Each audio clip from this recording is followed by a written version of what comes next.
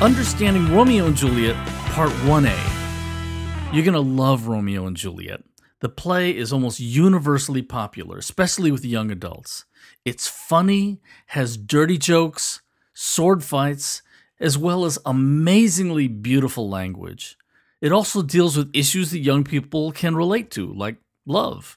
If you're a young adult, you think about love and sex somewhere on this continuum from once in a while to every waking moment. Middle and high schoolers are also trying to figure out what it means to be an adult. Where's the dividing line between being a kid and being an adult capable of making responsible decisions with lifelong consequences? And on a bigger scale, young people are also asking questions like, who or what is in control of what happens to me? Am I in control of my destiny or society? Or even some supernatural force like God or fate? Big questions, good questions. But if this is your first Shakespeare, don't rush it. The 400-year-old language will seem strange at first, but you'll get the hang of it. Go slow.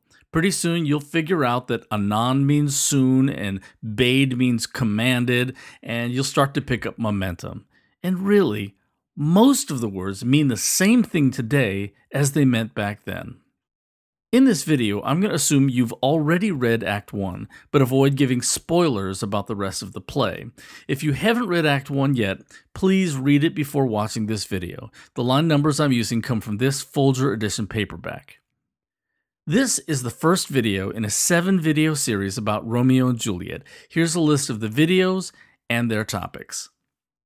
Okay, first, I usually teach a little introductory lesson about Shakespearean theater. I've made another video on that. You might find it helpful or interesting. Okay, Act 1. Teenagers are just starting to have their first experiences with physical love. By that, I mean teenagers experiencing physical attraction to someone that goes beyond just friends. This includes what we'd call romantic love, as well as good old-fashioned lust. That's why I use the word physical. Now, here's what I don't mean. In this video, when I say love, I don't mean non-physical love, like between best friends, between parent and child, and love for all humankind. None of those things is what I'm talking about. In this video, when I talk about love, I'm talking about the kinds of love where two people want to kiss each other. Got it? Love is complicated territory. Not everyone defines love the same way. Act 1 of Romeo and Juliet is a perfect illustration of that. All the main characters in this act talk about what love means to them. For some, it's one thing, and to others, it's another. Who's right? What character, if any, expresses best what you think true love, or maybe more accurately, real love is? What is real love, and what is just a shadow of the real thing, or maybe even a counterfeit of love? Some people hate and kill in the name of love. Is that really love?